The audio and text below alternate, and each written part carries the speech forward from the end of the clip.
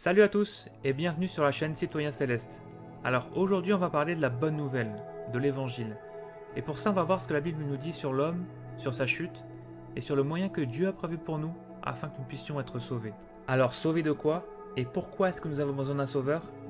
Je vous propose dès à présent de remonter au commencement.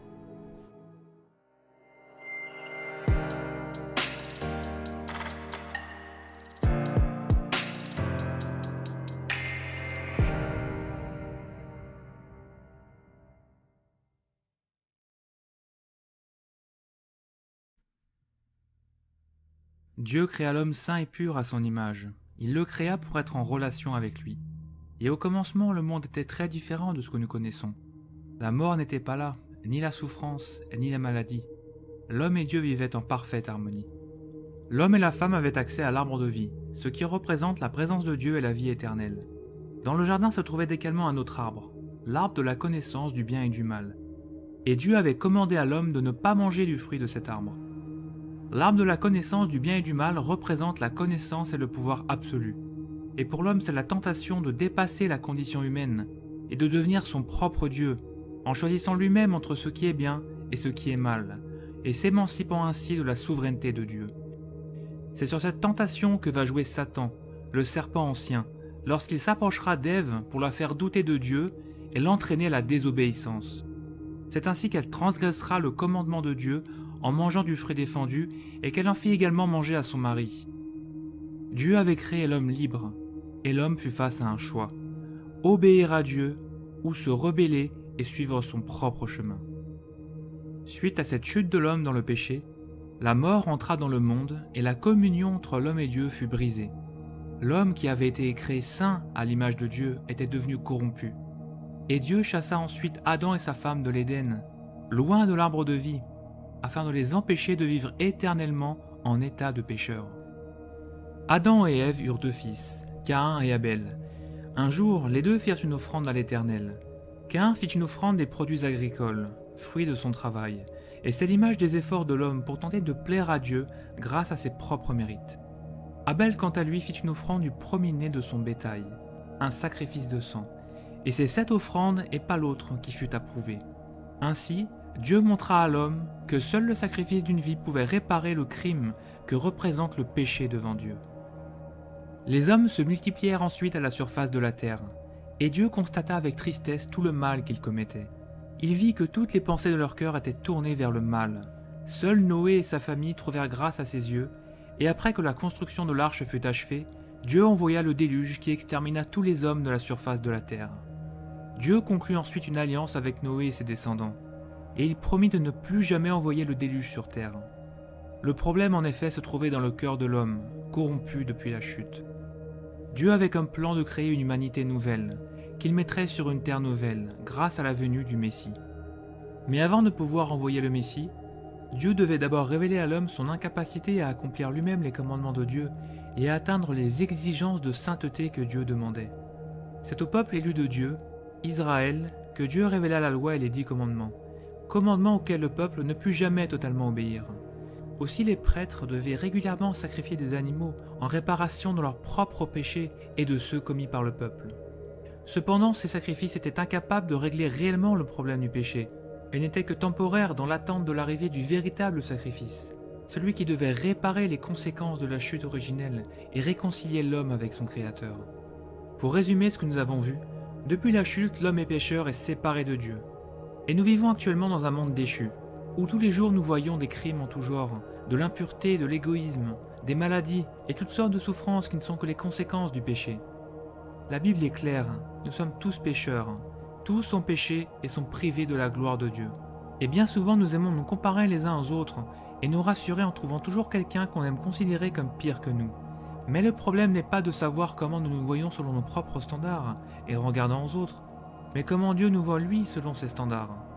Et Dieu qui est omniscient connaît absolument tout de nous, chacune de nos pensées les plus cachées, celles que vous n'oseriez même pas confier à vos plus proches amis ou à votre conjoint.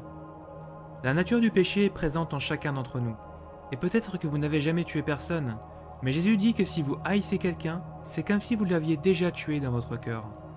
En réalité, le péché ce n'est pas seulement ce que l'on fait, mais aussi contre qui on le fait. Par exemple, si vous mentez à votre enfant, vous ne risquez pas grand-chose si ce n'est de le décevoir. Si vous mentez à votre conjoint, vous risquez le divorce. Si vous mentez à votre employeur, vous risquez d'être licencié. Et si vous mentez à un juge, vous risquez la prison. Plus la personne contre qui vous péchez est haute en autorité, et plus grande sera la conséquence de votre péché. Et lorsque vous péchez, c'est contre Dieu que vous péchez. Lui qui vous a créé et qui chaque jour vous donne le souffle de vie. Et la conséquence du péché, c'est la mort et la condamnation éternelle en enfer. Car Dieu est juste et ne peut pas absoudre le coupable. Imaginez-vous un seul instant au procès d'un meurtrier.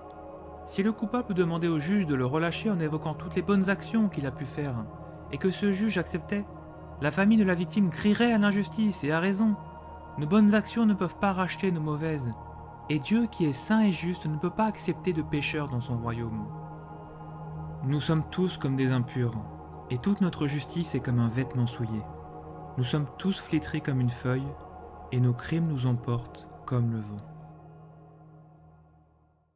Voilà donc la situation dans laquelle nous nous trouvons tous, sans exception devant Dieu. La Bible nous enseigne de plus que l'humanité tout entière est sous l'esclavage du péché et de Satan, qui influence le monde pour le pousser de plus en plus à la révolte contre Dieu. Et Jésus dira dans l'évangile de Jean, « En vérité, je vous le dis, toute personne qui commet le péché est esclave du péché. » Et ne dit-on pas par rapport à tel ou tel comportement, que ce soit mentir, se droguer, fumer, « Ah ça c'est plus fort que lui » ou « c'est plus fort que moi ». C'est bien la preuve qu'il y a un esclavage. Et il faut bien comprendre que l'homme est mort spirituellement. C'est-à-dire qu'il est séparé de Dieu à cause de ses péchés et prisonnier de ses mauvais penchants. Nous sommes donc incapables de nous sauver par nous-mêmes de ça. Et de plus, il y a des démons, des mauvais esprits qui nous maintiennent dans cette souffrance, dans cet esclavage. Mais heureusement, il y a une bonne nouvelle. Car Dieu a tant aimé le monde qu'il a donné son Fils unique afin que quiconque croit en lui ne périsse point, mais ait la vie éternelle. C'est ça la bonne nouvelle. Dieu nous aime et il veut nous sauver de nos péchés. Il veut nous arracher au pouvoir de Satan. Il veut guérir nos blessures et nos souffrances. Et maintenant, je vais vous parler de Jésus et de son œuvre. Face au problème du péché de l'homme et à toutes ses conséquences, Dieu avait un plan de toute éternité. Envoyer son Fils, c'est-à-dire Dieu lui-même en chair, né d'une vierge afin de nous sauver. Dieu a envoyé Jésus-Christ dans le monde, Christ voulant dire le Messie, ou loin, celui qui est revêtu de la puissance du Saint-Esprit pour amener le message de la bonne nouvelle. L'Esprit du Seigneur, l'Éternel, est sur moi, car l'Éternel m'a oint pour porter de bonnes nouvelles aux malheureux.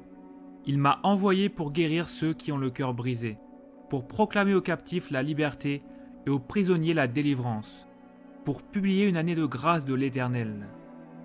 Jésus commença son ministère après son baptême et parcourut Israël suivi de ses premiers disciples, guérissant les malades, chassant les démons et enseignant les gens sur le royaume de Dieu.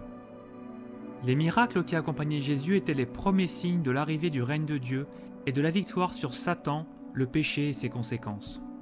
Jésus vécut une vie parfaite, exempte de tout péché, bien qu'il fût soumis à la tentation comme tous les hommes. Mais il ne céda jamais et accomplit la volonté de Dieu jusqu'au bout de sa mission, jusqu'à la croix. Bien qu'innocent, il fut condamné à mort par les autorités juives et romaines et crucifié au milieu de brigands. Par amour, il porta sur lui le poids des péchés de son peuple et du monde entier, le poids de mon péché et du vôtre. Il subit à notre place la colère de Dieu pour que nous puissions être pardonnés. Ce sont nos souffrances qu'il a portées, c'est de nos douleurs qu'il s'est chargé. Et nous l'avons considéré comme puni, frappé par Dieu et humilié. Mais lui, il était blessé à cause de nos transgressions, brisé à cause de nos fautes. La punition qui nous donne la paix est tombée sur lui. Et c'est par ses blessures que nous sommes guéris. Nous étions tous comme des brebis égarées. Chacun suivait sa propre voie. Et l'Éternel a fait retomber sur lui nos fautes à tous. Mais parce que Jésus n'avait commis aucun péché durant sa vie, il a obtenu la victoire sur la mort et sur Satan et ressuscita d'entre les morts. Et après avoir passé quelque temps avec ses disciples, il leur donna ses dernières instructions et fut enlevé au ciel, d'où il envoya le Saint-Esprit afin que ses disciples puissent continuer son œuvre et propager l'Évangile au monde entier. Et Jésus a promis qu'un jour il reviendrait pour juger le monde et emmener avec lui ses disciples, ceux qui ont attendu fidèlement son retour, afin qu'ils puissent vivre éternellement avec lui. Par l'œuvre de la croix, Dieu peut maintenant concilier sa justice en ce que la dette du péché a été payée par Jésus, et son amour envers les hommes pécheurs qu'il veut voir sauvés. Grâce au sacrifice de Jésus, Dieu peut maintenant justifier le pécheur tout en restant parfaitement juste. À partir de maintenant, tout homme qui se repent et qui croit en Jésus-Christ reçoit le pardon de ses péchés et le don de la vie éternelle. Grâce à la puissance de son Saint-Esprit, Dieu vient transformer le cœur des personnes qui ont reçu Jésus comme Seigneur et Sauveur. C'est ce que le Seigneur appelle la nouvelle naissance. Dieu vient changer le cœur de Pierre pour le remplacer par un cœur nouveau et ainsi créer un homme nouveau. Je vous donnerai un cœur nouveau et je mettrai en vous un esprit nouveau. Je retirerai de votre corps le cœur de pierre et je vous donnerai un cœur de chair. C'est mon esprit que je mettrai en vous. Ainsi, je vous ferai suivre mes prescriptions, garder et respecter mes règles. Dieu a promis dans la Bible qu'il allait créer un jour une terre nouvelle, où la justice habitera, et où il placera cette humanité nouvelle. Vous voyez donc que Dieu n'a pas attendu que nous fassions quoi que ce soit pour agir et nous offrir un moyen de salut. Alors que nous étions encore des pécheurs, Christ est mort pour nous. C'est en cela que Dieu nous prouve son amour. Et maintenant, Dieu attend aussi que nous agissions à notre tour. Et il est très clair dans sa parole, dans la Bible. Et nous voyons dans le livre des Actes au chapitre 2, après avoir entendu ce discours, ils eurent le cœur vivement touché, et dirent à Pierre et aux autres apôtres, « Frères, que ferons-nous » Et Pierre répondit, « Repentez-vous, et que chacun d'entre vous soit baptisé au nom de Jésus-Christ pour le pardon de vos péchés, et vous recevrez le don du Saint-Esprit. » Se repentir, c'est-à-dire se détourner de son ancienne vie de péché et placer sa foi en Jésus-Christ. Se faire baptiser et recevoir le Saint-Esprit. Et je reviendrai sur chacun de ces points plus en détail dans de futures vidéos. Si vous sentez aujourd'hui dans votre cœur l'appel de Dieu à vous repentir et à suivre Jésus, je vais vous guider à travers une prière de repentance très simple. Mais rappelez-vous, ce n'est pas une formule magique. Et vous pouvez tout aussi bien utiliser vos propres mots.